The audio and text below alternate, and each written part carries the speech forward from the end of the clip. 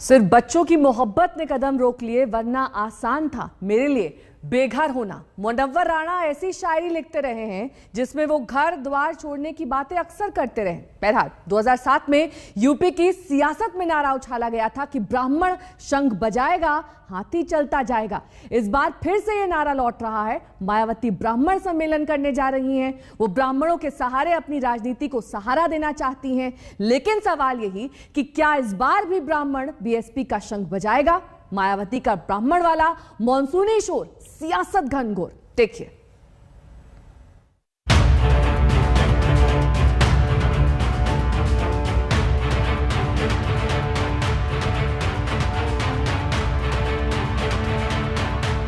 ब्राह्मण शंख बजाएगा, हाथी चलता जाएगा। हाथी नहीं गणेश है, ब्रह्मा विष्णु महेश है। 14 साल पहले उत्तर प्रदेश के सियासत में ऐसे नारे गूंजे थे और इन नारों ने मायावती को उत्तर प्रदेश की सत्ता के सिंहासन तक पहुंचा दिया था। चुनाव में बीएसपी ने हाथी को ब्रह्मा विष्णु महेश बताया और दलित ब्राह्मण गठजोड़ का ऐसा फॉर्मूला रचा कि विरोधियों के सारे समीकरण फेल हो गए। करीब 9 साल से यूपी की सत्ता से बाहर मायावती फिर उसी अंदाज में चुनावी मैदान में उतरने को तैयार हैं और फिर ब्राह्मण वोटरों को लुभाकर विजय का प्लान बना रही हैं। वह इस सरकार में जातिगत एवं धार्मिक द्वेष की भावना से लोगों का हो रहा शोषण एवं उत्पीड़न, बड़े पैमाने पर हो रहा शोषण एवं उत्पीड़न आदि किसी से छिपा नहीं है, जिसके तहत अब इस सरकार में यहाँ अपर कास्ट समाज में से खासकर ब्राह्मण समाज तो बहुत ज़्यादा दुखी है।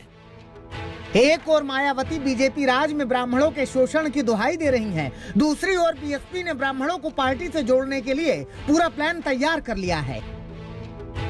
23 जुलाई को बीएसपी प्रदेश में ब्राह्मण सम्मेलन की शुरुआत करेगी। इस सम्मेलन की शुरुआत अयोध्या से होगी। रामलला के दर्शन के साथ सतीश चंद्र मिश्रा इस अभियान की शुरुआत करेंगे।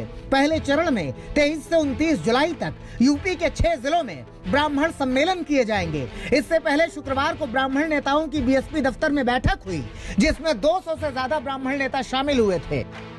ये ब्राह्मण समाज के लोग इनके बहकावे में आ गए। इन्होंने खूब साम दाम दंड भेद आदि हथकंडे इस्तेमाल किए। इनके बहकावे में आकर तो बीजेपी को एक तरफा अपना वोट दिया और इनकी 5 साल के लिए सरकार बनाई। माना जा रहा है कि 2022 का चुनाव मायावती के लिए करो या मरो की लड़ाई है। नतीजा जो भी हो, लेकिन वो अपनी ओर से कोई कोर कसर नहीं छोड़ना चाहती। चुनाव देख करके ब्राह्मणों को लुभाने की कोशिश मायावती जी चाहे जितनी कर ले, ब्राह्मण उनके बहकावे में नहीं आएगा। ब्राह्मण प्रभुत्व जन है, धारणा बनाता है, धारणा तय करता है। ब्राह्मण अगुआ है, आगे चलने वाला है, वो इनके इस तरह के बहकावे में नहीं आने वाला है। और आज जिस तरह का विकास कार्य उत्तर प्रदेश में योगी आदित्यनाथ जी की सरकार ने किया है, जाति जमात की पॉलिटिक्स अब उत्तर प्रदेश से समाप्त हो गई है। ये मायावती जी को समझ लेना चाहिए। मुझे लगता है जनता को गुमराह करने वाला कदम होगा। समय बदल गया है, लोगों की अभिलाषाएं हैं, लोगों की आकांक्षाएं हैं। युवाओं को रोजगार चाहिए, उनको अपना अधिकार चाहिए, महिलाओं को सुरक्षा चाहिए, किसानों को अपनी फसल की कीमत चाहिए। इस पर बात वो नहीं करती है। केवल एक गणित बैठाना, तो जनता को गुमराह ना आप कर सकती है। जनता उसी को वोट देगी जो उसका नेतृत्व करेगा और सबको साथ लेकर चलेगा।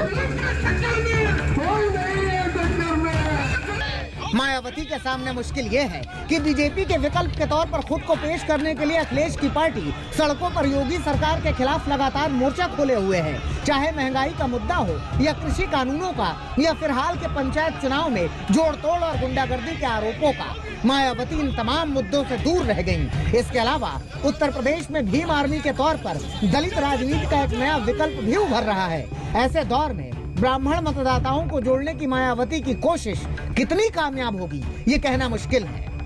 लखनऊ से कुमार अभिषेक और समर्थ श्रीवास्तव के साथ आज तक ब्यूरो।